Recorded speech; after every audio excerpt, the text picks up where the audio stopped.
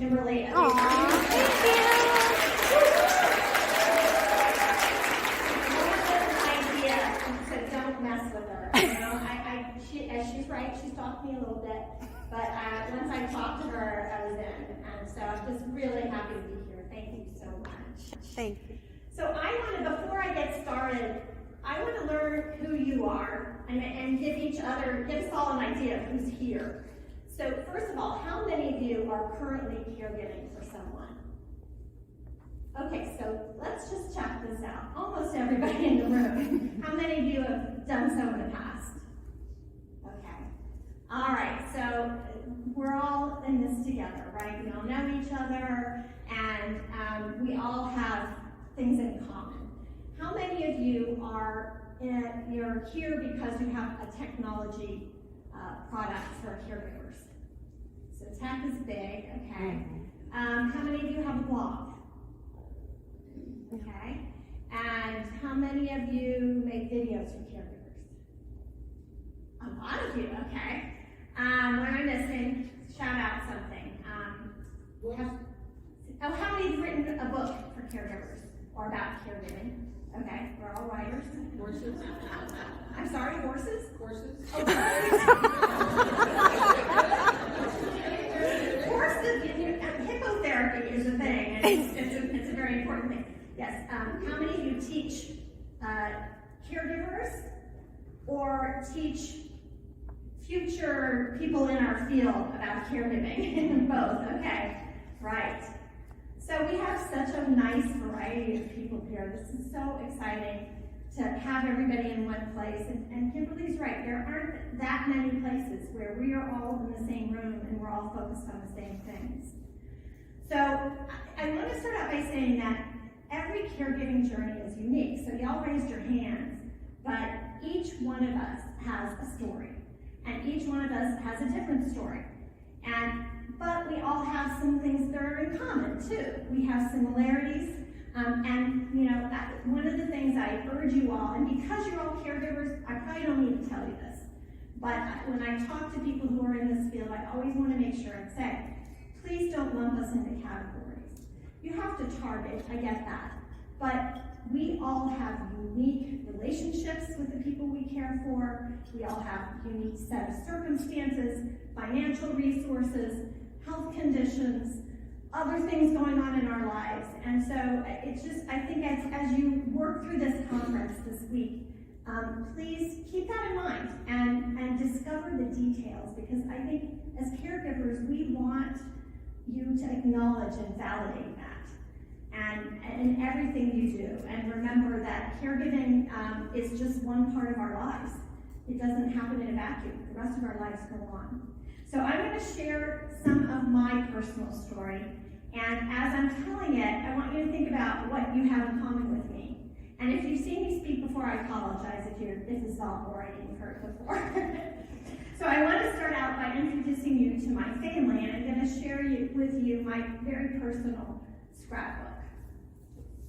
Yes, my clicker works. Clicker, there we go. So this is my mom and dad, Robert and Patricia, and you know, they say a picture speaks 1,000 words, but a video is even better. If you can get your tech, no, it can't work. Reason it's not wanting to work. Where's my tech guy? There we go. Go for it. Back home again in Indiana. And any hoosiers here? I can see the flickering candlelight. It's And Mom's the one who's really in charge, right? through the She's the director.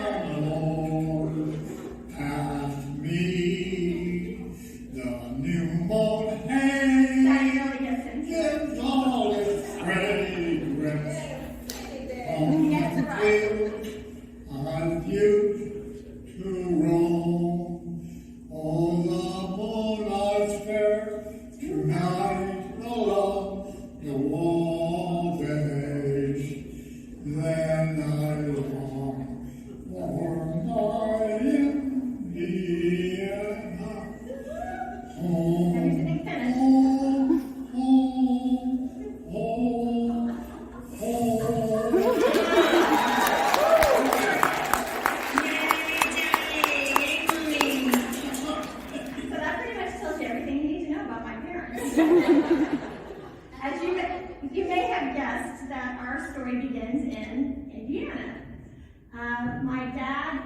mom both grew up in Indiana. My dad in South Bend, Indiana. My mom in Indianapolis, Indiana.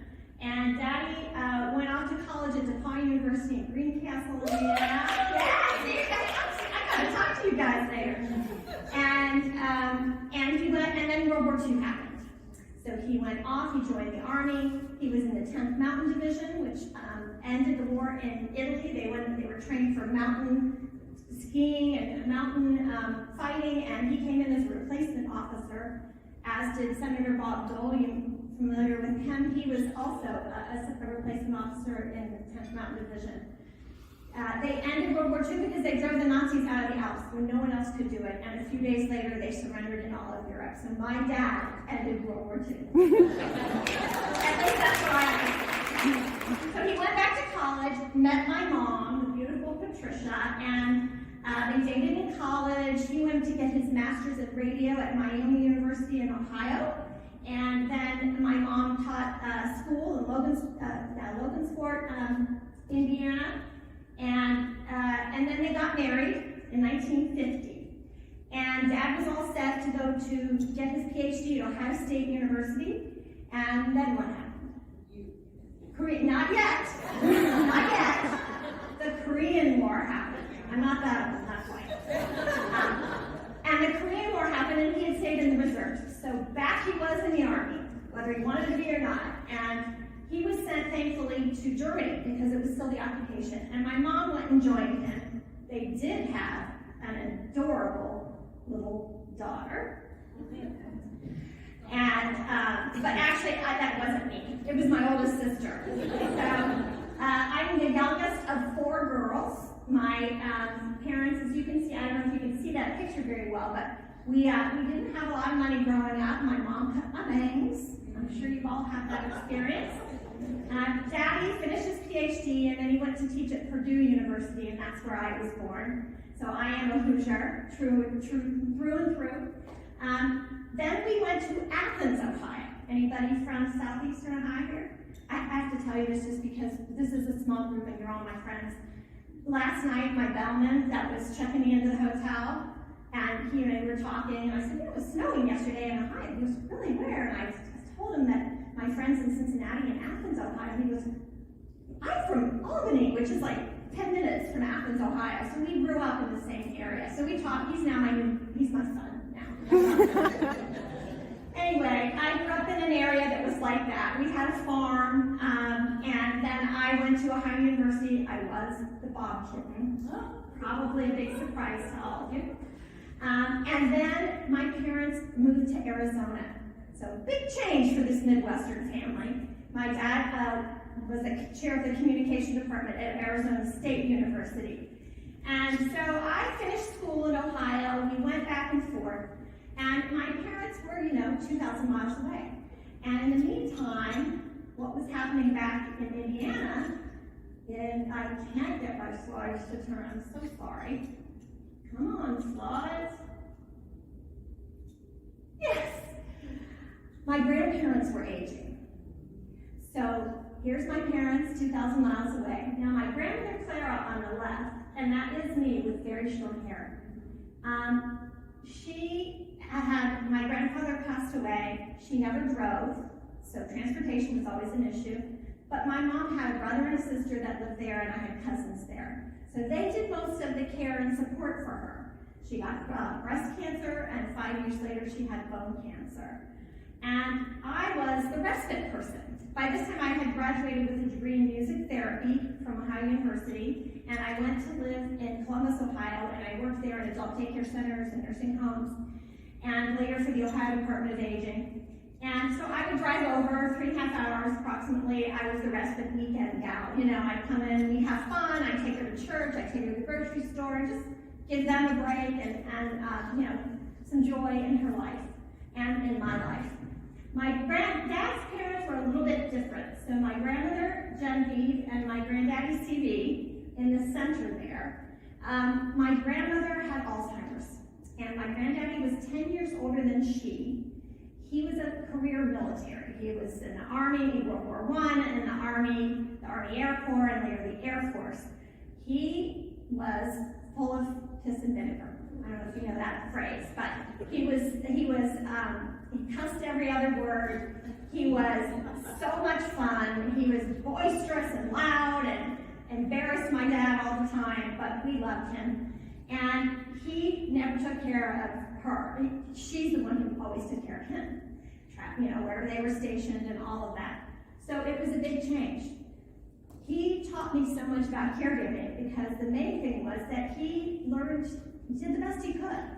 He didn't know anything about dealing with incontinence, and he was putting trash bags down on the bed. And I eventually taught him about adult briefs and got him pads and things like that. I got him Meals on Wheels. Eventually, we had care for them in their home 24 hours. So they were about 6.5 hours away from me. And my dad was an only child, so there was no family there.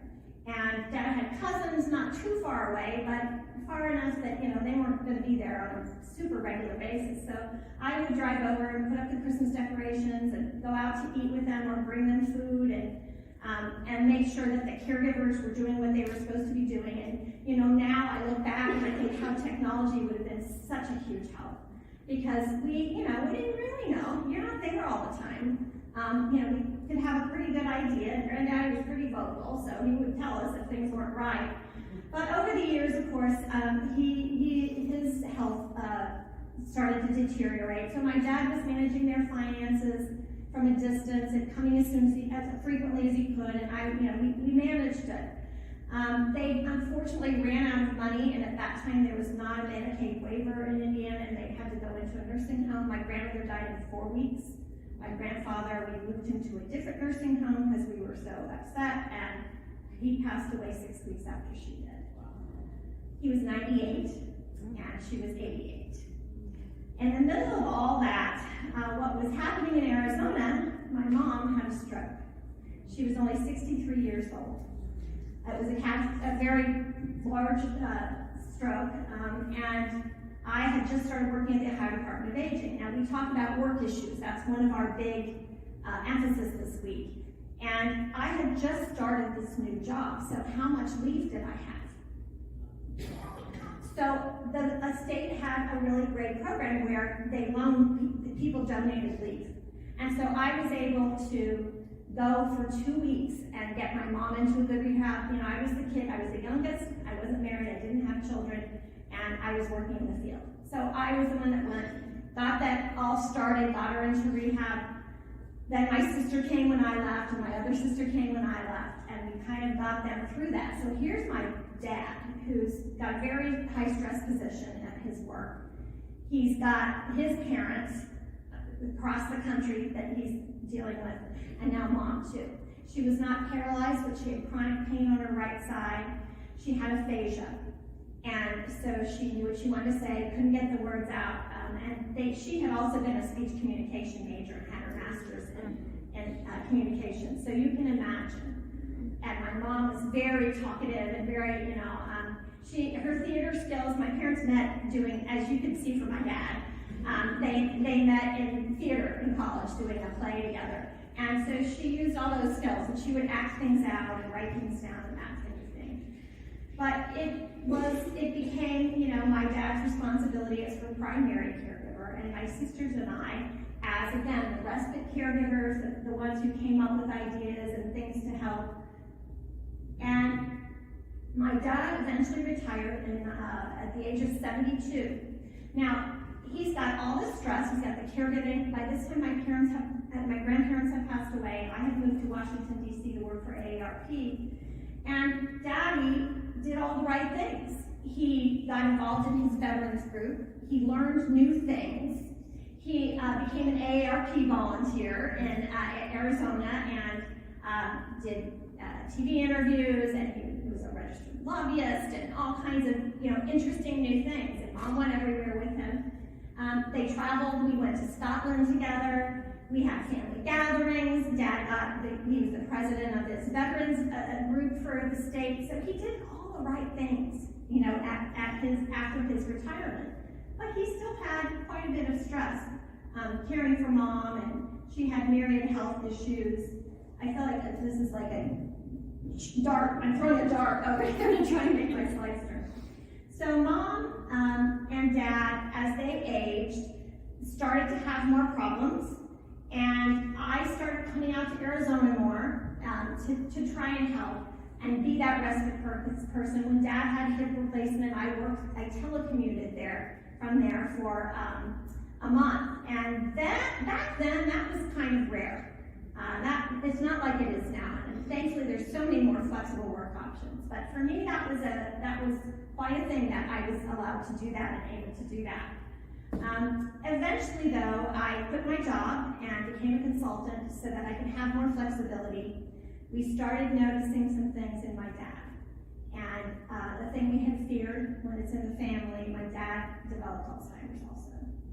And so Daddy was still pretty amazing. You saw in that first video, he was years into Alzheimer's, what he's saying in that video. We wanted him to stop driving. And I had started coming out to Arizona on a regular basis. I was working from there a week or two a month. And there were things that were going on that I was starting to clue in on. And my dad and mom, when Dad had become the cook, when Mom had a stroke, she never really could cook a lot by herself again. And they were going to Burger King a lot. Burger King, frozen pizzas, their nutrition was really going downhill, so I was concerned about that. And then we wanted him to stop driving. And as you know, that's a game changer. So Dad said, we're not going to be stuck in this house. We're moving to a senior community where they have transportation and meals and all of that. He was worn out of taking care of everything too. It was getting harder for him to take care of the house and all of it. So we did evaluate. I went and visited about 12 facilities in the Phoenix area. Narrowed it down to 3. They went for those 3 and chose one of them that was just 2 miles from their house. So same neighborhood. And we got 2 men in the truck, and we had them, I'm going to just stand over here because I think it might be a little easier. And we moved everything in, and the key thing is to make it home, right? And they had most of their furniture, and when I set up the morning routine and everything, but the day that I saw them dancing in the living room, I knew that it was going to be okay. And that was what they'd done my whole life, and I thought, okay, this is home now. But what I did was I moved into their house. So I flipped my life. Instead of being in Washington, D.C. most of the time and coming out to Arizona frequently, I ended up moving into their house, coming back to D.C. for work on a regular basis. And my boyfriend, Bill, at the time, was a captain in the fire department in Baltimore County. So we already had a little bit of a long-distance relationship, but now we had a really long-distance relationship. And, that has been really, really difficult. And again, caregiving doesn't happen in a vacuum. We all have our lives. We have our relationships and our kids and our hobbies and our interests and all the things that we do, which a lot of those things went out the window for me. And about this time, this little guy joined our life. This is Mr. Jackson, and he was my dad's service dog. He was amazing. In fact, he just took Mom on too. He just clearly was, he just knew that she was part of his dog. He oversaw physical therapy. He made sure Daddy walked Jackson like 5 times a day at the senior community. Mr. Jackson always knew how to get Daddy back to the correct building. And he was just the light of our lives, and he became my partner in caregiving. Honestly, he was the one who was through all the tough parts with me, and very grateful for him. My mom had been falling a lot. So, okay, we all deal with this. Chronic UTIs, weakness, falling, and she had a catastrophic fall where she fractured her spine in 2 places. And I was, she'd been in the hospital. I was sleeping on the couch out in their room, so she wouldn't get up by herself, and she did, and she fell going to the bathroom. I gave her a bell to ring because I had a audio monitor that I bought and put in there, and it didn't work. And I was exhausted from being in the hospital with her for almost a week, and I just could not go out to Walmart that night and buy another one. And I didn't have any backup. So this is one of the things I learned, is one piece of technology, you got to have backups. You got to have the whole system. And it ended up that she got she developed atrial fibrillation in the hospital. She got C. diff, terrible bacterial infection that causes horrible, painful diarrhea. I was in the hospital with her for 40 days and nights. And my sister came and relieved me 5 of those nights so I could go home and sleep in my bed. We would get Dad and bring him over, visit with Mom, and take him back. It was a terrible saga. But she finally went to rehab, but the problem was that then she developed congestive heart failure. She had a heart attack, she had pneumonia, she had sepsis, she was back in the hospital. It was one of those sagas, and you all have these sagas, where you just cannot get there, right? It's just like, you feel like those bouncy balls, those punch that things that go back down, they bounce back up, and you punch them again. That's how it feels, right? Whack-a-mole is another good description. So she went to rehab, though. She had to wear this tortoiseshell brace. She did get through rehab. Mr. Jackson oversaw the whole thing, and the rehab was right there on the campus. So they were at a CCRC where they had all levels of care. So thankfully, that was kind of the plan, that if she ever needed to be in there, or Dad did, the other one would be right there. So Mr. Jackson knew the route, and he and Dad would go over several times a day and visit with Mom. In the meantime, I'm working full-time this whole time. And again, thank goodness for flexible work options. And being a consultant, that was a great help for me. But of course, I didn't have any benefits. You lose all of those things when you become a consultant, so there are pros and cons. But I could work in a hospital room, and I could work from the rehab. To say it was exhausting is just so, there's no good word for it to really adequately describe it. Mom did learn to walk again and went back to their apartment, and Mr. Jackson, nobody was happier about this than Mr. Jackson, to have them both in one place again finally. I think it was very stressful for him. But thank goodness that happened. But in the meantime, Dad had been needing more help. He had started to, I was worried, was he feeding Jackson at the right time? Was he taking his medicine? So I started paying for some extra services for him. And then he got sick about 3 months after Mom came home. Dad was never sick, and he had a prostate problem, and it caused infection. So he was back and forth to the bathroom, and he was getting more and more confused, and I knew, okay, this isn't good, and took him to the ER. But the problem was that he had a flap in his esophagus where it trapped food, and we've been dealing with it, and we thought, the doctors just kept saying, just see how.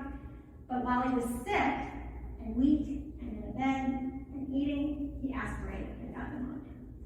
So we were at Christmas, in the hospital over Christmas that year. You can see we were very festive and into our headgear. And we did the best we could. You do the best you can.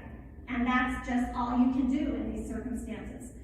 The thing was that they convinced me that Dad should have a feeding tube until he could have his throat surgery. I'm thinking, okay, a week, 2 weeks, maybe it's not going to be long. It'll keep him from, dying from pneumonia. And I look back on that decision, and I would never do it again because it was a nightmare. It got clogged multiple times. We were back in the hospital multiple times. You know the story. In the meantime, though, our family had a terrible tragedy. After Dad came home, we started getting sicker and sicker. And my sisters and I did the best we could, but one sister's living in Ohio, one sister's living in Maryland, who has health issues. My other sister had lived in Phoenix but had moved to California. Her daughter was still in Phoenix and was very close with my parents. So in the midst of Daddy being in this state, we lost my niece to suicide. She was 19 years old, and she had bipolar disorder. And again, caregiving doesn't happen in a vacuum. You're not just caring for one person, and there's all the rest of your life going on. And my sister had been struggling to care for her.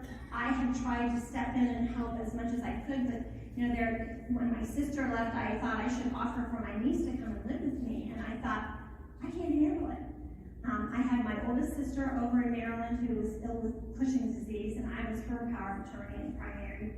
And I had my parents, and I had work, and I just thought I couldn't do it. And I will always wonder, of course, if that would have made a difference or not. She was very close with my parents, so it was a terrible loss, and you can imagine that my dad already being sick, and then this happening, he was very distraught, and then every day after that, he had no idea what we were talking about. He completely, lost that. My dad had to have surgery though, and sometimes you just want to stay in bed and breathe and not do anything, but I couldn't do that because I had to take care of my parents. And Dad had to find a surgeon, and of course it took 2 months, not 2 weeks, to get this done. But he did eventually get surgery, and in some ways caregiving saved me in that situation. It was a motivator for me. It was something that kept me going. And Mr. Jackson oversaw Dad's surgery and recovery. And thankfully, he did eventually eat again, which was the first time that Mom and I really laughed and smiled again, because Daddy loved to eat. And it's just been so hard to see him lose weight and not be able to eat real food and all of that. So in the midst of all this, you can imagine, Dad's in the hospital, Mom has these falls. I'm so terrified she's going to fall again. I'm starting to pay for help for her. I've got Dad going on. They're now at the point where they need 24/7 care. Daddy can't be alone because he is constantly, what am I supposed to be doing? What's going on? He's at that stage. And Mom, I'm just terrified she's going to fall again because she's still fairly frail.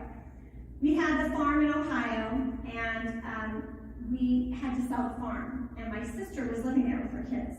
And this is where being the person who makes those decisions is really hard. It's a lot of responsibility, but I could see the big picture where it was a huge financial drain for my parents. They had already emptied their savings on it, and so there was not much of anything left. And in fact, there was no savings left when I got involved. And so we sold the farm, but to someone who preserved the land and rented it back to my sister for like $100 a month. So that worked out pretty well. One of the reasons that I wanted to do that is because Dad was a veteran. Do any of you work with veterans? It's kind of a mission for me because I think so many family caregivers don't have any idea the supports that may be available to their veterans, especially like my dad. He was not career military. My grandfather was, but these things weren't available back when I was caregiving for him. But for Dad to qualify for aid and attendance benefits, he could not own the property in Ohio, so we had to sell the farm for that reason as well. Now, as you know, you probably all know, it takes like a year to get those aid and attendance benefits. It's a very arduous process, very difficult. But in the meantime, we had to do something. So evaluated, do we move him to Ohio? Do we move him back here to the DC area? What do we do? And because we could not afford for both of them to be in assisted living, and really they needed extra care above just the basic assisted living. So we moved back to the house. I had them move back in with me.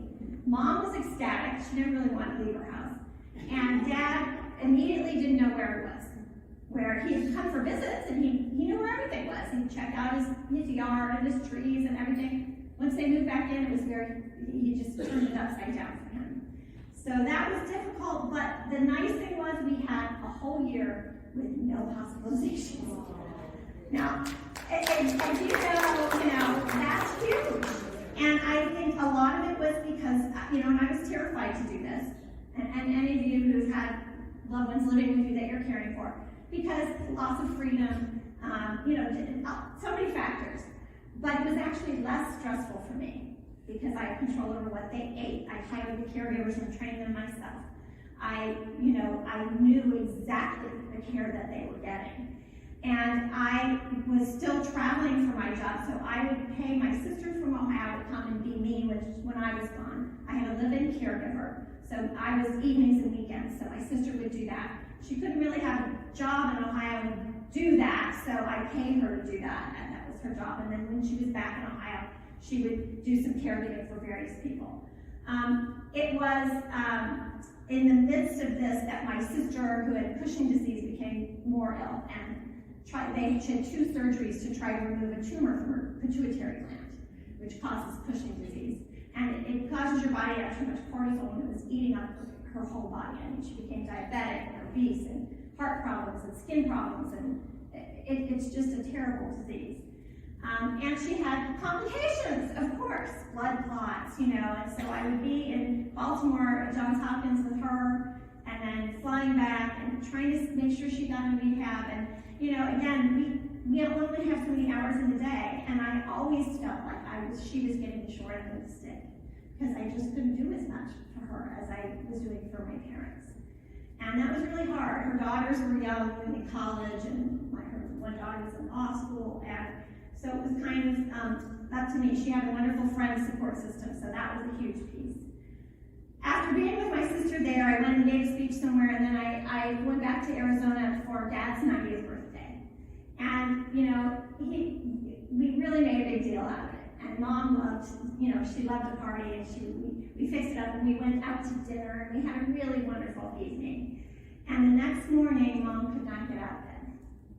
She got very sick very fast, and you probably are guessing what it was, UTI, that went septic like that. And she had chronic UTIs, of course, so this is a vein in my existence that people die from having UTIs. And we cannot seem to get this problem solved. So plant that seed out there. We need to deal with this. So many older people suffer with this. We lost my mom within days of Dad's birthday.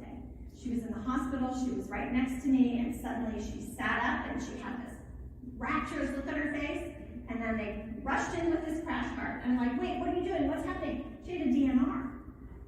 And they whisked her away to ICU and intubated her. And wouldn't let me in, and wouldn't tell me what was happening. And it was such a lesson, because I did not have that DNR posted in her hospital bedroom. Everybody needs to do that at home and in the hospital. You know, of course, I didn't think she was going to die. I mean, she had many UTIs and been in the hospital for them, but so it was a terrible shock. And then we were in a position of making that decision to remove the life support. It gave time for my sisters and my boyfriend to fly out, so that was, I guess, the silver lining. It was really, really hard. And you can imagine how hard the loss of my mom was for Daddy. She was his North Star. She was what, when he was with her, everything was fine. And he was happy, and when she passed, he would get up in the morning and say, "Where's Patricia? Where's my wife?" And he was still with it enough. I mean, I wasn't going to lie to him. And we would say, "Well, your mom passed." And we would get out the cards, and we would read the sympathy cards over and over, and we would talk about it. And eventually he'd catch himself. He'd say, "Oh, she's gone." And I'd say, "Yeah." And he'd say, I guess I don't have any relatives left." And I'd say, "I'm your relative, Dad. I'm your daughter." You know, and you know how heartbreaking that is. Now, as time went on, of course, Dad's Alzheimer's progressed. And we continued to do everything we could to bring joy into his life and to our lives. He got massage once a week. He had acupuncture. I started taking acupuncture to help with processing grief after my mom died. And I started taking him, and it really helped him, gave him a cognitive boost, and really helped manage the anxieties of the disease. He did swimming in the pool as exercise. We kept him busy, but over the years, of course, there's no cure. And as things progressed, Dad loved to go for rides in the car, but things changed, over time. I feel like I went ahead a bunch of slides, did I? Yeah, what happened there? Sorry. Sorry guys, technology. Here we are talking about technology. Maybe if I stand right here on the edge, I hope that's okay. Let me go back.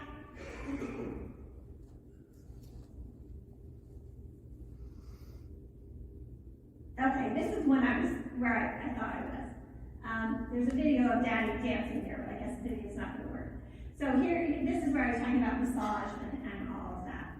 So a year after my mom passed, I got a call right after Thanksgiving from my sister's housemate saying she collapsed and she's in the hospital. And they whisked her off and she was intubated. She had had an electrical problem in her heart, and she did not have a DNR. She was 62 years old. And I flew immediately to Maryland, and within a week, we had to make that decision and remove the life support, and I had to call her daughters in and do all of that. Now, we lost my mom, my niece in 2012, my mom in 2013, and now my sister in 2014. And I was just floored. I mean, how do you keep doing this, And then I had her home. I was her estate manager, so I had to empty her home and sell it. And she was on the hoarding side of life and had a lot of stuff in that house. It took 6 months of trips there and back and forth. And my sister from California came a few times. I had friends who never even met my sister who came and helped me. And they were part of my team. But she had been such a wonderful support. She was a therapist, she was a counselor, and she had been on the phone with my parents every day, and she would send me chocolate-covered strawberries. She did the best she could because she couldn't help with the actual care. So after suffering that loss, it was just so hard then to see Daddy continuing to change. How about, oh, we ain't got a barrel of Honey, maybe we're ragged and funny, but we'll trundle along, singing a song, side by side. Oh, we don't know what's coming affect is very flat. tomorrow, But watch maybe trouble and sorrow, but we'll travel along, singing a He's song, still harmonizing. side by side, through all kinds of weather. right, What if the sky should fall, just as long as we're together? It doesn't matter. and along, Good timing, right? Carols and parted, we'll be the same as we started, just traveling along, hey, singing a song, side by side. Bop, dilly-da-da. bop, bop, Yay, Daddy. Good job, Daddy. We like to end every song with that. But I share this a lot, especially with people who are caring for people who have dementia, because families tend to start to pull away when the flat affect and he's not there anymore. And he is there. He is there. Now, music is a wonderful tool for connecting, and I was fortunate to have that background in music therapy. So music was our constant companion all day long. Motivated him to walk, motivated him to exercise, calmed him down when he was anxious, helped him wake up in the morning, everything. And whenever he would start to have, an anxiety attack, we would start singing, and he would just join in. And so, I tell people, really just try, you can see I'm very close in proximity to his face. We're touching all the time. He was right there with me, and he's still Daddy. He's different than that first video, but he's still Daddy, Mr. Jackson was, of course, also aging, as Daddy was aging. And he had pancreatitis and inflammatory bowel disease. I'm sorry. And I've told the story so many times, and I can tell it now without crying, but it is really hard because he did not want to leave Daddy. Now, he got everything Mom and Dad got. He had acupuncture, he had physical therapy, he had a little vest, I just had him swim in my bathtub. He had surgery he had cancer. I mean, he was a part of the team. He was a part of the family. And he was so important to Dad. However, there came a day when I went to pet him and he snarled at me, and I knew his pain was no longer controlled and was not working anymore. So in 2017, on Memorial Day, we had to say goodbye to Mr. Jackson. And as you can imagine, that was the hardest thing in the world for me, because he was also my partner. He was with me all the time. And of course, we saw a change in Dad again. And he began to have, for about 2 weeks in particular, he no longer could say, "Where's Mr. Jackson?" like he had when Mom died. But for about 2 weeks, his behavior really changed.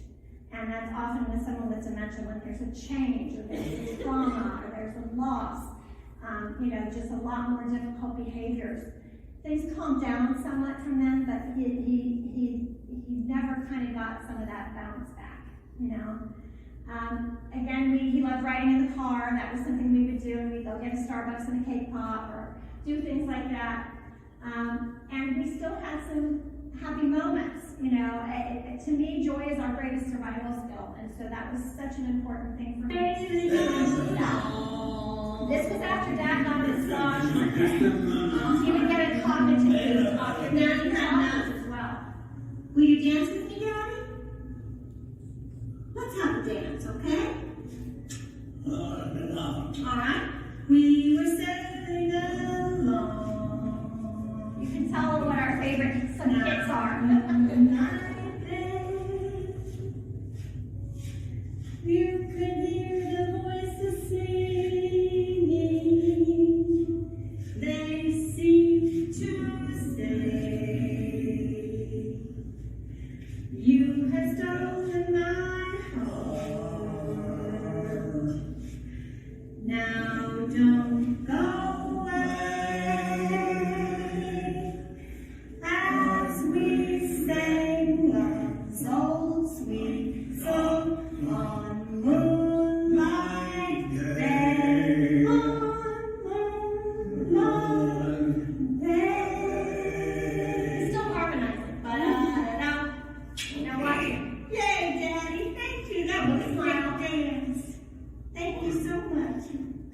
Took a while. Did you see how he got a little shoulder shrug there?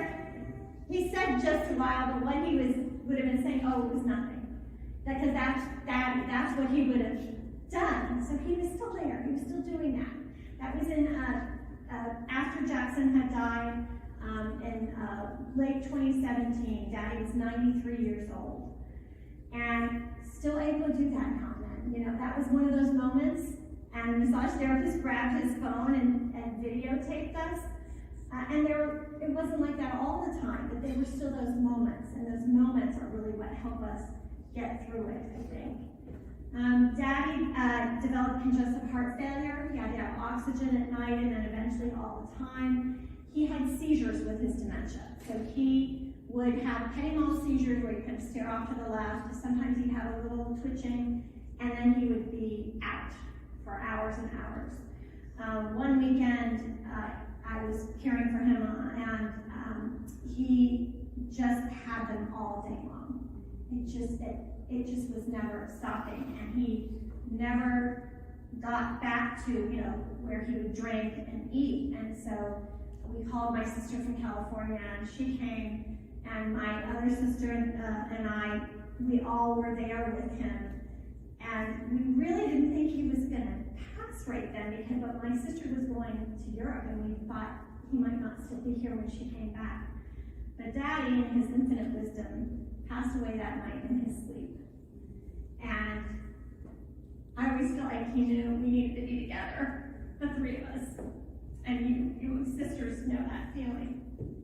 Because we, imagine the hole in our lives at this point. My sister from Ohio had moved to Arizona to help care for Dad. She was one of his paid carriers, we had live-ins for a long time, and then we needed more help. But this time we had to have 2 people when he was up and walking by the time he passed. We had gotten lots of support from the VA, and that had really helped our team quite a bit. So Daddy left a big hole in this world, but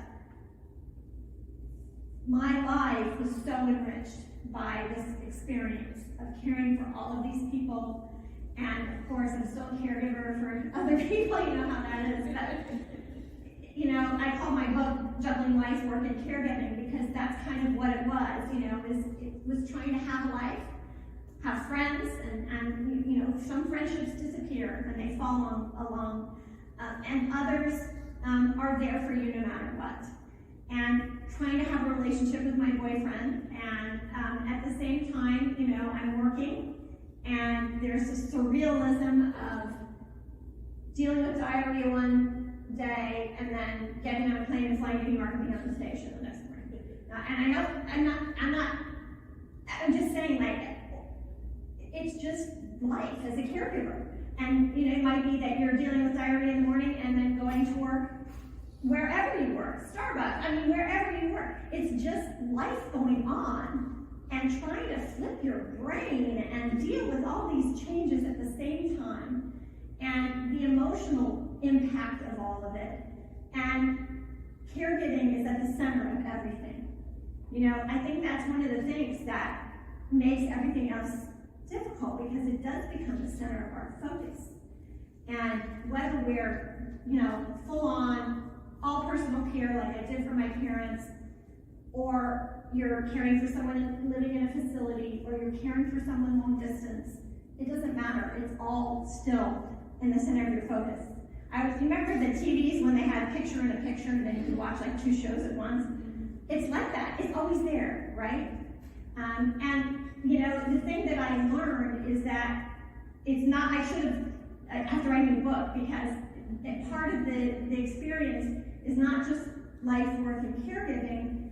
It's about grief, and it's about life after caregiving. And I think one of the things I want to urge you to do is to think a little bit more about life after caregiving. We focus a lot on caregivers, and then suddenly your loved one passes and you're free falling. And I moderate a Facebook group for AARP, and we have almost 12,000 members in this group. I urge you all to join us. And one of the things I see a lot is people who don't post the whole time they're caregiving. They're just reading everything and learning from each other and getting support that way. But then they post when their loved one dies. And I always say to them, we're still here for you. This is still part of the journey. And I like, do we have to leave the group? I'm like, no, you don't have to leave the group. It's okay. Because we need the support. There's so much fallout from this experience. And it affects us, for our whole lives. One of the things about life after caregiving is the constantly changing emotions. Now, that happens when you're caregiving too. It doesn't stop when caregiving ends. You're constantly, going in every direction. Talk about being exhausted. One of the things when you're in the caregiving, you're pushing. You just do the next thing because you have to, right? You all have had those experiences. And then all of a sudden, you just crash. I had health problems for a year and a half after my dad died, because my doctor said, well, you have adrenal insufficiency, and you have, I'm so sorry about these clicker things. You have adrenal insufficiency, you've pushed yourself so much, and now you don't have that drive to keep going, and now you're crashing. And you have, of course, you're dealing with grief and loss. Many caregivers end up with complicated grief because it's so closely intertwined with experience and what you've been doing. And so you're already in this state, and then, it's hard. In some ways, it's harder for many to let go. Some people, I was just talking to a friend whose loved one passed away, and said, I don't have any regrets. And that's really big. That's helping me with my grief. And I agree with that. I felt that way. Whereas my sister who lived at a distance, I think she maybe had some regrets, and that was harder for her. But it can always be complicated. But we are also grieving our role. Like, this becomes the center of your life. And then we suddenly don't have this role anymore. The other things that happen, there's the sadness of all of it. And there's the feeling guilty if you feel joy. Have you ever felt that way even when you're caregiving or with grief? And somebody said to me after Dad died, you must be so relieved. Who says that? I was not relieved.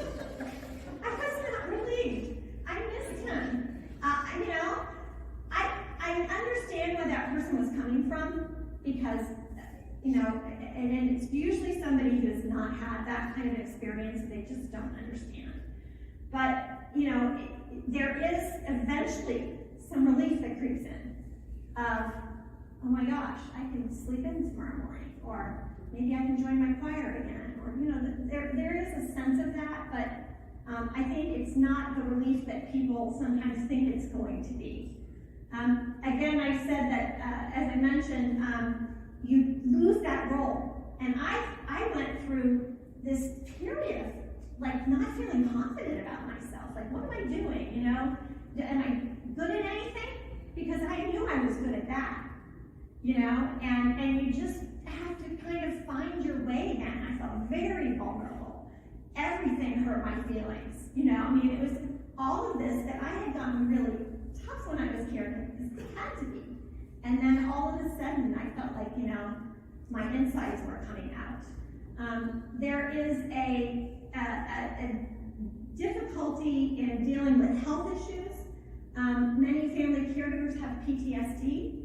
I have finally come to realize that I have PTSD primarily associated around two things: hospitals and all the hospital stays. I went to get a regular test, but it happened to be at the hospital. I can't remember what it was.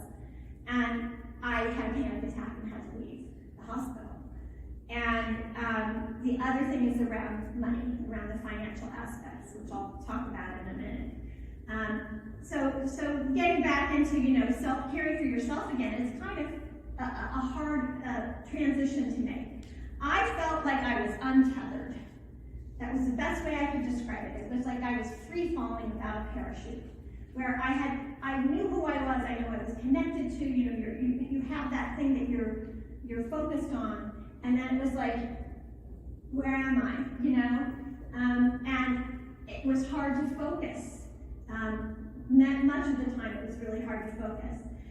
When you're a caregiver, now we all know that there's not enough support out there for caregivers, so I just want to acknowledge that. But there sometimes is support, and even your friends and family, are viewing you in terms of she's having a rough time or that type of thing. Suddenly when you're not caregiving, that disappears. Even my dad had primary home-based care from the VA. They were in there every week. Gone. The professionals we worked with, all of it was just like, boom, it's gone. And I found that even my colleagues and friends who worked in the field of aging were surprisingly insensitive to the fact that I wasn't just suddenly fine, and I suddenly had all this time on my hands, and they just didn't get it. And so I think that loss of support and supportive attitude of people is difficult. The pace changes. That's hard to get used to. Yes, we want to sleep more, and it does become a welcome thing, but it just doesn't always, end up that way. It's hard to make, we have decisions to make all of a sudden. You're managing an estate, or you're managing, trying to figure out, where am I going to live now? Maybe you changed your life to care for someone, and now, okay, wait, I'm dealing with all this, and I got to make some tough decisions. The pandemic did not help me at all in my recovery, and I think it's helped. Obviously, it's complicated life for everyone, and the estate management was very complicated for me with my sister. A little less complicated with my dad, but not uncomplicated. The thing that was the hardest for me, and which Kim talked about, was the financial devastation. And you can all read that Wall Street Journal article she was talking about. It was the hardest thing I think I've ever had to do, because it's so hard to talk about money. And that's why I did it, and that's one of our focuses this week, is talking about the financial costs and the incredibly difficult time. For me, we were so fortunate that my parents had done some planning. They had long-term care insurance. Dad had pensions. Their mom and dad both had Social Security. But they had gone through all their savings. And partially because my dad had Alzheimer's and probably didn't make some good decisions, and they put all this money in the farm and everything. And, their financial advisor, when I got involved, said, Amy, I kept advising them not to do this, but there wasn't anything left in terms of savings. However, they still had more income than a lot of Americans do. And it was just that it wasn't enough. And it's hard to figure out what is enough when you have someone who has a stroke and lives for 25 years. And when you have someone who has Alzheimer's for at least a dozen years. It's just a long haul. And so I was in the position of, I took over, when I moved into their house, it was upside down. We were having the housing crash, and Dad had taken out a loan and, again, not making the best financial decisions. And so, more was owed than it was worth. And I began making those payments. And I eventually, when they moved back in, of course, I paid for all the food and all their clothing and anything. Their budget was entirely paid for caregivers. And I gave, 80 hours a week of care in addition to that. And when I was gone, though, I had to pay people to do what I did. And, it's all very complicated. I kept my place in DC because my client would pay for my flights, but not for lodging. And it was actually cheaper for me to keep this place I had rented all these years because my rent was lower than staying in a hotel every night. For 10 years, you don't really want to go stay at a different friend's house each time you're in town, And so, it just all added up. And I began using credit cards to deal with it. And I worked very closely with my dad's accountant, with my parents' accountant, on their finances. I was a very good steward of their money. I was very careful about all of that. I never got anybody to advise me. And so I kept just trying to fix it and do it and transfer to a zero balance. I hear myself say these things, I think, what was I thinking? But I wasn't, right? I was just doing. I was just trying to survive and get by. And then the next thing you know, a credit card has 29% interest because you've got so much credit. It's crazy the way the industry, it works. And yes, I did some extra things for my parents. Acupuncture was not covered by insurance. Dad's massages that he had started getting when he was retired made a huge difference in our caring for him. So the things that we did extra weren't just nice things to do because we could care for him at home all those years. We could do what not everybody can do. And it just adds up, and the next thing you know, with that interest, the credit card debt is just it's out of control. I would pay for all the medical equipment that Medicare didn't cover. I just paid for everything, and I kept thinking I could do this, and I have a higher income than many, many Americans and many, many caregivers. But there also are perceptions. People think I make a lot more money than I do. And, there's that kind of thing. And so that Wall Street Journal article was really hard because people are really mean. And I stupidly read the comments, and especially for the Wall Street Journal. And, and there's a lot of judgment, but there's a lot of misperceptions. I can't tell you how many people said, why did they go on Medicaid?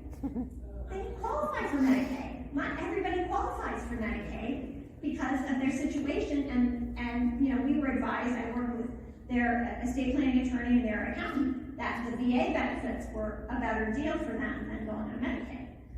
But there's so many misperceptions out there, so I think a big part of our job is to educate people, not just caregivers, but the rest of the population, because they're eventually going to be caregivers, right? Or they're going to receive care, right? But caregivers aren't going to get support if people don't understand the situation and don't understand the cost and don't understand what it's like to care for someone who has dementia. And so, that's my soapbox about financial matters, and I'm happy to talk with any of you about that more if you're interested. So the other piece that's a big deal this week is talking about inequities and diversity. And I, as a woman, experienced many inequities, in terms of even my clients sometimes would have different expectations or different requirements than I think if I had been male. But also, as a caregiver, that I didn't get the same respect from the doctors and all of that. There's that whole thing where we don't get our due when we're caregivers, and people don't listen to us in the same way. But of course, there's I did not have the racial and ethnic or citizenship or immigration problems, but many, many, many people do. The supports are not equitable. Depends on where who you are, where you live, age. People treat you differently when they think you're younger than you are, or if they think you're older. You get treated differently. We have gender issues, gender and sexual orientation, gender identity and sexual orientation issues. Our health status and disabilities of both the caregiver and the care recipients. These things, the experience can be very different if you're caregiving for a loved one who's experiencing discrimination, even if you're not don't have the same problems. So what I'm trying to say is the care recipient and the caregiver. This isn't just because of the caregiver's situation. It can be also about the person you're caring for. Geographic location, the same supports. One of the things we considered was taking my parents back to Ohio, and we grew up in southeastern Ohio, a rural area, and the supports just weren't there that they could get in Phoenix. And in some ways, it would have been a better solution for us. The other thing that can make a big difference is your work. I've talked a little bit about the work issues. We have to support working caregivers, because the one thing I did right was I didn't stop working. And I didn't touch my 401k, which isn't huge, but it was something, And so, we have to help caregivers and support them in being able to continue working while they're caring for someone. If we hadn't paid caregivers, I couldn't have kept working, Depending on your income level, there are supports. We often talk about the fact that you may get more supports if you're of a very low income than if you're of a middle income. And people with only the wealthiest really can afford all, to do it right. So, that is a big problem. Veterans and military caregivers have supports available that others don't have many times. At the same time, we don't know about all the supports that are available to them.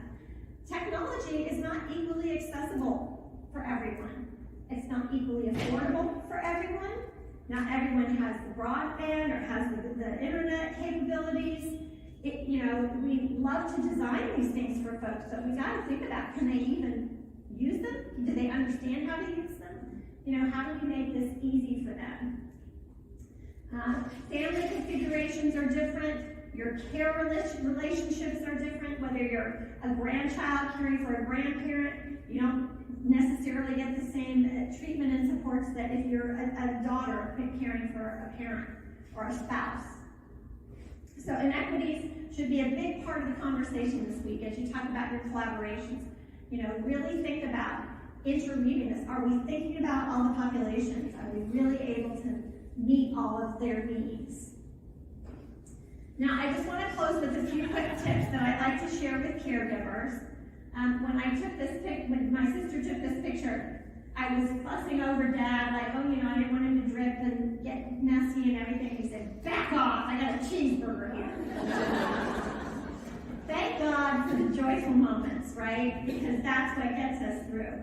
So my first tip is this, and you as professionals and caregivers, since many of you are caregiving at the same time, this is what your to-do list looks like, right? This is my to-do list always looks like this.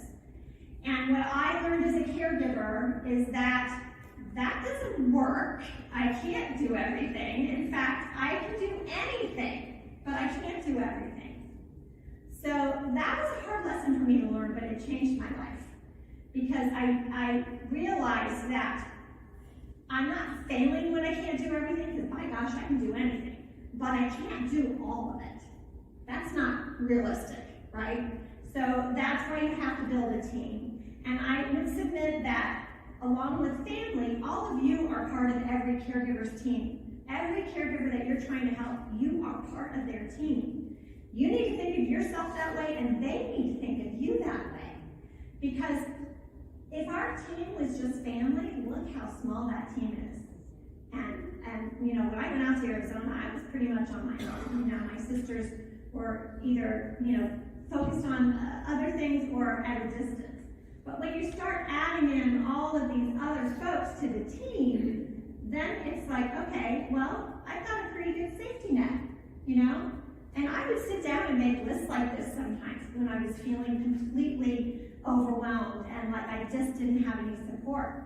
Well, I did have support from my, you know, the programs and the doctors. The pharmacist at my parents' grocery store was like our best friend. Here's our pharmacist. I mean, seriously, it didn't matter if we got the medication from him. We would call him and ask the questions, right?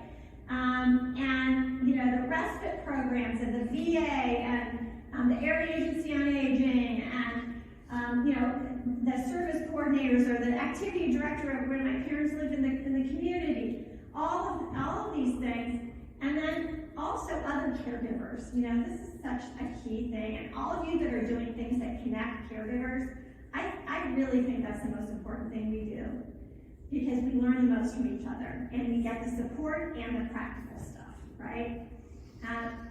One of the things that I think caregivers and many of us forget is that caregiving support is not just for the actual care action. It can be support for the caregiver. I found that it was often easier to get help for me than to get help for my parents. So I started thinking about how can I free up my time to do the things that I need to do or I want to do with them. And for example, I wasn't having enough quality time with them. I was just always going to doctor's appointments and dealing with this and that. I wanted to have fun with them sometimes. You know, I was fortunate to be able to be with them. So I found ways to free up my time. And one time I couldn't get out of bed. I was so overwhelmed. And I grabbed my laptop and I started making lists, and I realized why I was so overwhelmed, because clearly I couldn't do it all. And I looked to find someone who would check my house when I was out of town, because my sister just wasn't able to do it. She was dealing with my niece. And this is Debbie, the little red-haired gal, and she had a business, a concierge business. And my gosh, she ended up doing it, and she's still a very close friend. She would organize things for me. She would put out holiday decorations, you know, things that brought quality to our lives. She would check on my parents when I was out of town, check the house. Sometimes she would take she and her husband would take Jackson, and she also did dog sitting. If there was somewhere where it just wasn't going to work, even though he was a service dog and he could go everywhere, like we didn't really want to take him to the symphony. Because you just never know, right? And so she did so much for me, but there were others. You know, there was my neighbors in DC who would mow my grass for me, and my boyfriend who would come out and help out periodically, and all of the people who just were there that I could call and vent to and cry to and do whatever, you know, and get all of that support. So think about, as you're developing your supports for caregivers, think about that. You know, what are you doing to help them, the caregiver, have the energy to keep going, as well as, you know, for their loved ones. Now, this is an example. This is the valet parker at the mall. Now, in Phoenix, anybody from Arizona? No? Okay. So, it's hot there, let me just tell you. In the summer, it can get really, really hot. We needed to exercise. We needed to do things. Dad wanted to keep walking. And so we would go to the mall. And I discovered this valet parking thing where it was covered, it was in the shade.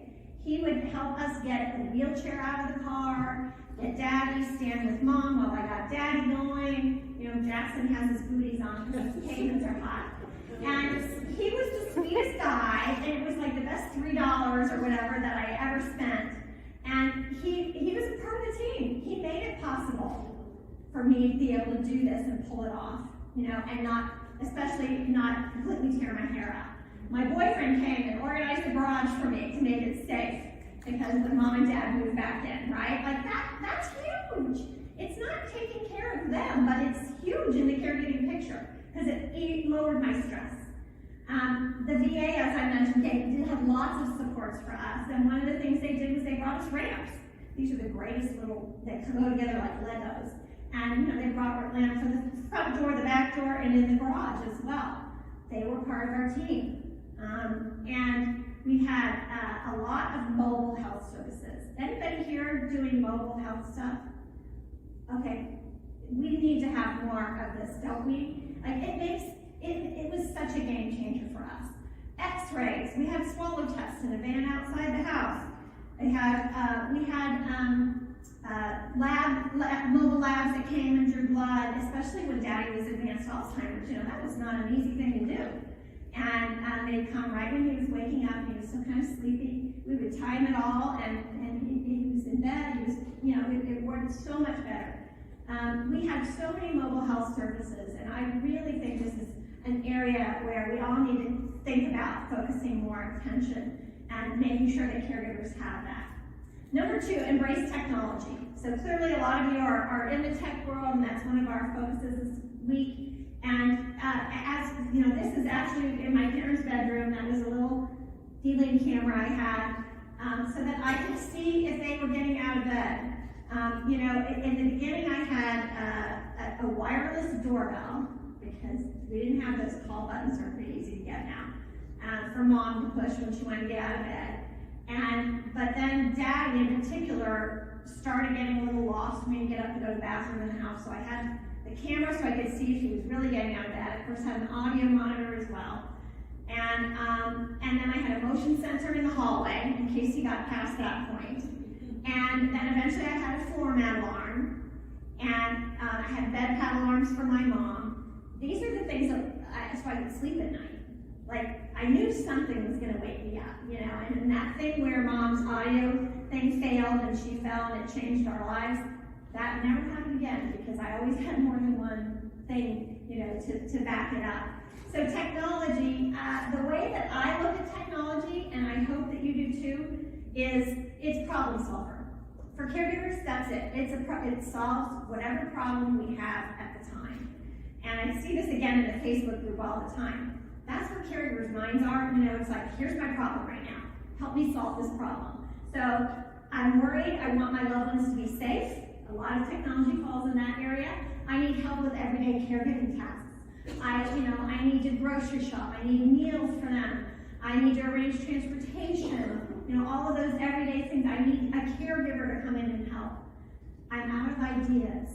Now, this one, a lot of folks are working in this area where they need cognitive stimulation. You know, when they got a smart speaker towards the end of Daddy's life, and oh, how great it was to be able to say, Alexa, play military march music, and then I could get him to walk, you know. And socializing and resting and relaxation, you know, even for the caregiver, meditations and all the things that can help us. I'm not a doctor, and I'm not a nurse, and I'm not a pharmacist. You know, I don't know this stuff. I need to track these health conditions. I need to understand them. There's all kinds of tech that are around that, and I don't know how to help. I have no training in this. Hardly any of us are CNAs or nurses or, you know, have training in every aspect of this. And I've worked in the field of aging my whole career, so I had a leg up on a lot of people, but I didn't know how to change a wound dressing, you know? I mean, there are things that we have to learn, and now technology can help with that. There are all kinds of videos and tutorials. And then, of course, I'm overwhelmed. And that's where the organization, the team communication, and all of those things come in. So these things are all part of how we, with technology, can help caregivers support their lives and the lives of those they're caring for. Number 3, you gotta keep filling your tank. So I went to the gas station one day. I was still having my mom, my sister, and my dad. I was caring for everyone. And I was almost out of gas. And you know that feeling when you're driving up and like you're on fumes and you're like, please don't let me break down. Please don't let me break down. You know, you're just hoping.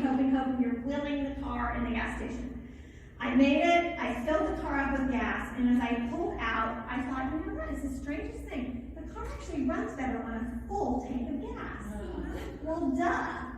But I always say that was my aha moment because I realized, and you know, we all know that oxygen mask analogy, which is not a bad analogy, it's just that it's the plane's going down, like it's crisis, right? And caregiving is a marathon that has no end. We don't know when it's going to end. And so we have to keep doing things all the time, not just when the plane's going down, you know? So it never worked that well for me. And then I just thought, oh my gosh, I'm expecting myself to run on empty and be just as efficient all the time. I expect myself to run on empty and be just as efficient. And our cars don't do that, and neither can we. So I started thinking of ways to fill my tank. And many of you are doing things that help caregivers fill their tanks. I kind of look at it in terms of quick things and premium things, and if I can get this slide to move, I will show you. Okay, it's not selfish. It's just practical. That's part of why that worked for me. Because it took it out of the realm of, I'm doing something special for myself. I'm putting fuel in my tank so I can keep going, basically. The things that we can do vary from the quick tank fillers, and that's mostly what we can do. Things like getting a hug, a cup of coffee. I always try to keep fresh flowers in the house. Looking outside, going on Facebook really quick, calling a friend, texting somebody. You know, the quick things are mostly what we can do, so we need to do a lot of them. The premium fill-ups are things like going to a support group meeting or going to a movie, or my parents, we had Fun Friday adventures where we get mom's hair done and then we go out to eat, or we go to the mall and walk around. Sometimes you can do these things with the people you're caring for and still fill your tank some. And these things, you know, you all know what fills your tank. And I think that's the thing, is to help caregivers have flexible options of what helps them and keeps them going. The routine maintenance is absolutely key. We have to keep the basics, get the doctors. For me, sleep was number one. I had sleep apps I listened to. There were things that helped me get better sleep, and the technology. That was a high priority for me. And then tune-ups, and that's time not caring for anyone. And that, of course, is the hardest one. Great if you can get a week or 2 weeks a year, but maybe you can get an afternoon, a day, something here and there where you're not caring for anyone. And that, after I shared this philosophy with a group of caregivers one time, one came up to me and she said, I realize what I'm doing wrong. And I said, what? And she said, I'm only doing quick tank fillers. I don't have any of the other ones. And I said, it has to be a blend of all of it. So I think you can find ways to contribute to all of these ways. And my last tip for you is just this, is to monitor your mindset. Our thoughts really do build our life. The way that we approach caregiving and the way we come out of it varies. And you probably, like me, have seen caregivers who have pretty similar situations in terms of health conditions of their loved ones, or maybe they're caring for a parent, and no two people are alike. But the similarities are there, and they come through it very differently. You know, one comes through and is resentful and angry and exhausted and sick, and another comes through and is like, you know, in the end, I'm glad for what I did, and it's going to take time. And, you know, so I find that mindset is a big piece of it. It's, you know, how we go into it. And I see this a lot of times in the Facebook group I moderate, because you can hear, you know, the way they're viewing it come through. And then they'll comment and they'll say, oh, this is a different way of looking at it. They'll read someone else's post, you know. And I think that can be really helpful for people.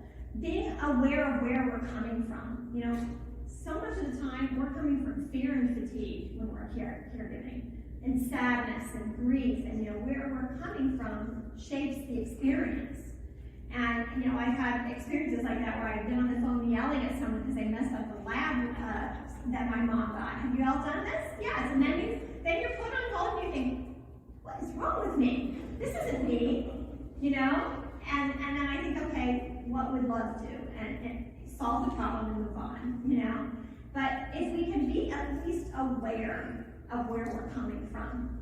And that's kind of that mindfulness thing where you can step back and observe yourself and think, okay, where am I coming from right now? And try not to judge. You know, we don't have to judge ourselves, but once we realize where we're coming from, sometimes it can change the whole experience.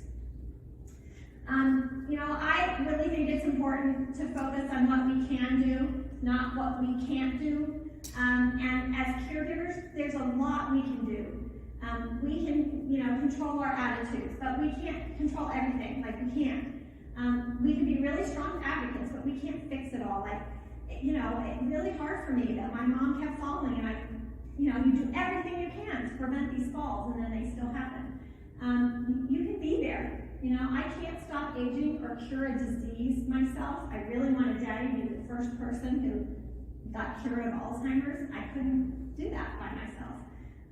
But, you know, and I can have peace of mind that I'm doing the best I can, but I'm not going to please everyone. You know, and so really focusing on these things and being consciously aware of them, I think makes all the difference for caregivers. We can be resilient, but we cannot be superhuman. And, you know, people call us super people, right? Like, they'll say, how do you do this? You're a superwoman, you're a super person. And, you know, that's nice, but the truth is we're not. And we are human, and we have our limits and our boundaries. But one thing we know we can do is be resilient and remember why we're doing this. People don't all do it for love. For me, it was an act of love always. But not everybody has a good relationship with the people they're caring for. Maybe their parents were abusive when they were young and now they're caring for them. Or, you know, there's a lot of really complicated relationships out there. But they're doing it because of a sense of duty, a sense of responsibility. Whatever it is, I think being aware of why we're doing it helps us understand that we choose to care. There's a lot of surveys and research that show, you know, caregivers who feel they don't have a choice. And I don't like that mindset, because I believe that everything we do is a choice. I mean, everything we do is a choice. And you all have worked in this field. I've worked in this field all these years, and there are lots and lots of people out there who have nobody looking out for them. It's not just because they don't have family. It's that people have chosen for one reason or another not to do that. So if you choose, feel good about it. Own that. You know what I mean? Value what you do. I'm not a victim. I'm strong. And that is a whole much better place to be coming from. And I found that, you know, reminding myself of that. Yeah, this sucks. I don't choose Alzheimer's. I don't choose the circumstances. I don't choose any of that. But I choose to be here. And truly that's what it's all about. It's just doing the best you can. I remember one day sitting in my office and having this thought, like, I feel like a failure all the time because I didn't prevent Mom from falling, or I, you know, didn't fix this, or I didn't keep, you know. And I thought, that's not helping me to feel like a failure, and it's not helping them. So what do I need to do? And the opposite of failure is success to me. So I thought, okay, well, what's success? If success is preventing every fall and you know, getting the exact right medication and stopping someone from aging, then, you know, that's pretty hard. But the one thing I knew I could do was be there and continue trying and just do my best. And I thought, if I think of that as success, then I know I'm a success, right? I am very confident that I'm not going to give up and, you know, abandon my family or my parents. And I think that's what really helped me get through this, the intensive parts of this experience, because I was just there. I was with them, I was present, I was loving as I could be, not all the time. I get cranky too, I get tired, I get discouraged, all of that. But I was there, you know, and they knew that. And And as the waves come along and knock us down, we learn to get back up, right? If the dogs can do it, we can do it. Now, those waves do come down, and when my knees died, I was on the ground, and all of these things happen. But we get back up, and that's success. So just always remember that eventually we ride those waves, by gosh, and we can do that. But we need the support, and that's why all of you are working in this space. Despite how hard it is and how heartbreaking it can be, all the research points to that caregivers come through, and the majority say, overall it was a good experience. So I always suggest that we do more of what we think we're going to look back on and feel good about, and that's what I really tried to do, and what kind of kept me going. I want to leave you with a little bit of advice from Daddy. So, Keep cool, but don't freeze. Okay? Yep. And enjoy it. When you're trying to work, you're good. Fine. Enjoy it and do it. That's it. Don't plan at all. You You give us your best shot. Right? Lots of people do. Lots of people don't. Right? What other thing? And we, as a group, as far as I'm concerned, we are groups of good. Period. Whether it works out a little bit or not. The way it works out, the way it works out. The way it is. Yeah. And do it your best shot. Okay? Okay. You always told me don't fight the problem. Okay, everybody agree? Everybody's agree.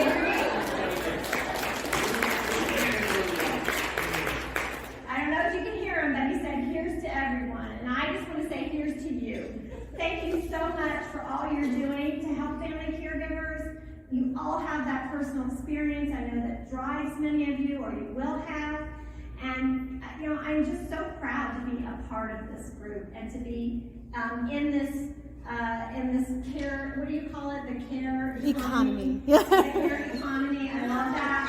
I'm just really, I'm proud to be a part of all of you. So thank you, and thank you, Kimberly. And I'll be here until tomorrow afternoon.